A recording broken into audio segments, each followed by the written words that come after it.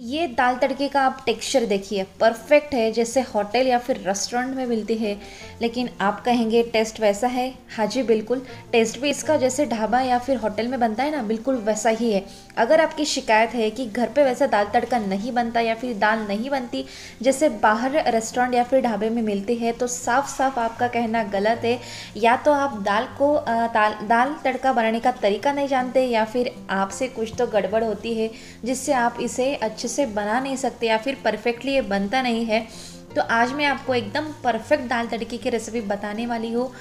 इसे बनाने के बाद हर बार इसी तरीके की दाल खाना पसंद करेंगे। स्वागत है आपका प्रतीक्षा's किचन में। जल्दी से सब्सक्राइब कीजिए, साइड में जो बेल आइकॉन है उसे हिट करके ऑल पे क्लिक कीजिए, इससे आपको मेरे सारे रेसिपीज़ के नोटिफिकेशन सबसे पहले मिलते रहेंगे।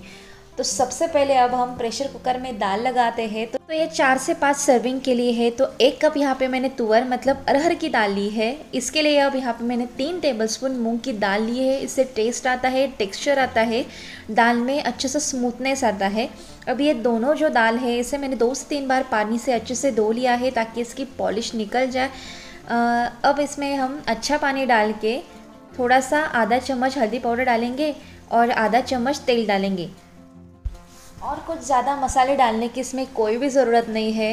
प्रेशर कुकर में अब मैंने इस बर्तन को रख के मीडियम फ्लेम पे 4 सीटी निकाली है। 4 सीटी में ये जो दाल है वो अच्छे से गल जाती है, परफेक्टली कुक हो चुकी है, आप देख सकते हैं।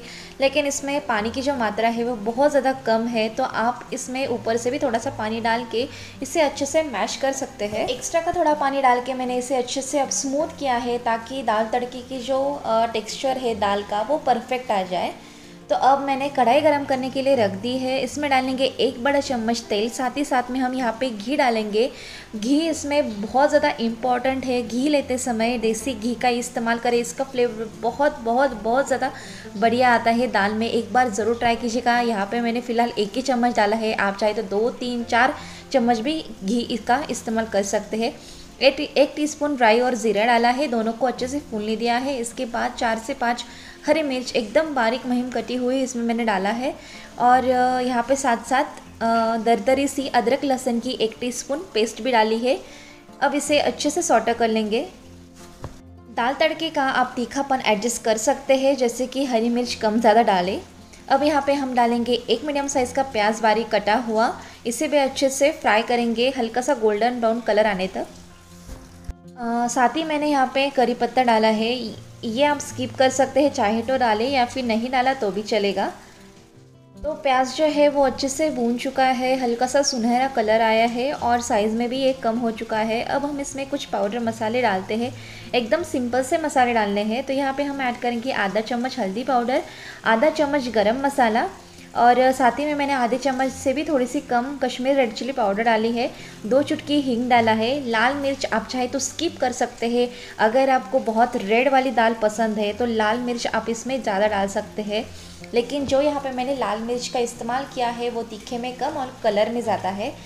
और साथ ही जब ये जो मसाले हैं वो भून जाते हैं तब मैंने 1 मीडियम साइज़ का टमाटर बारीक कटा हुआ इसमें ऐड किया है। प्याज नहीं है, ये टमाटर है।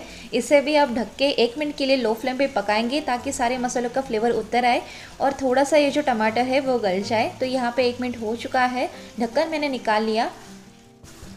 तड़के में थोड़ा सा हरा धनिया डालेंगे और जो पकाई हुई दाल है मूंग और अरहर की दाल वो हम इसमें ऐड करेंगे। मुझे ये दाल जो है ना वो एकदम पीली पीली पसंद है, तो इसलिए मैंने इसमें लाल मिर्च बहुत ज़्यादा डाली नहीं है।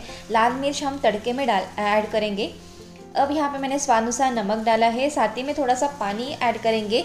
एक बार सारी जो दाल है वो तड़के के साथ अच्छे से मिलाएंगे और गैस की फ्लेम को हाई कर देनी है ताकि इसे बॉईल आ जाए।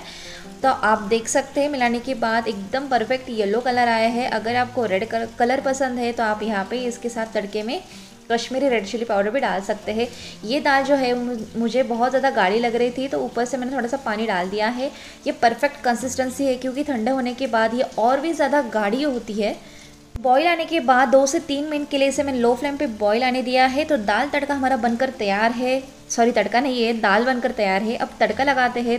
तड़के लगाने के लिए बेसिक इंग्रेडिएंट जो है ना वो घी है, तो ढेर सारा घी इस्तेमाल करें। इसमें हम सबसे पहले बारीक कटी हुई लहसुन की कलियाँ डालेंगे, फिर उसके बाद हम ज़ीरा डालेंगे। अगर पहले ही हमने इसमें ज़ीरा डाल दिया ना तो ज़ीरा जल सकता है या फिर बहुत ज़्यादा फूल सकता है। तो पहले लहसुन की कलियाँ डालें और सूखी लाल मिर्च डाली थी 2 से 3। अब यहाँ पे मैंने तेल को मतलब घी को थोड़ा सा ठंडा होने दिया है। इसके बाद मैंने 1 चम्मच भर के इसमें कश्मीरी रेड चिली पाउडर डाली है ताकि ये जले नहीं, तो एंड में डाली है। और ये थोड़ा थोड़ा करके मैंने तड़का इस दाल के ऊपर दिया है और साथ ही में मैंने धनिया पत्ता से इसे गार्निश किया है। तो ये देखिए एकदम शानदार और परफेक्ट सी लग रही है ना होटल स्टाइल या फिर ढाबा स्टाइल दाल तड़के की रेसिपी।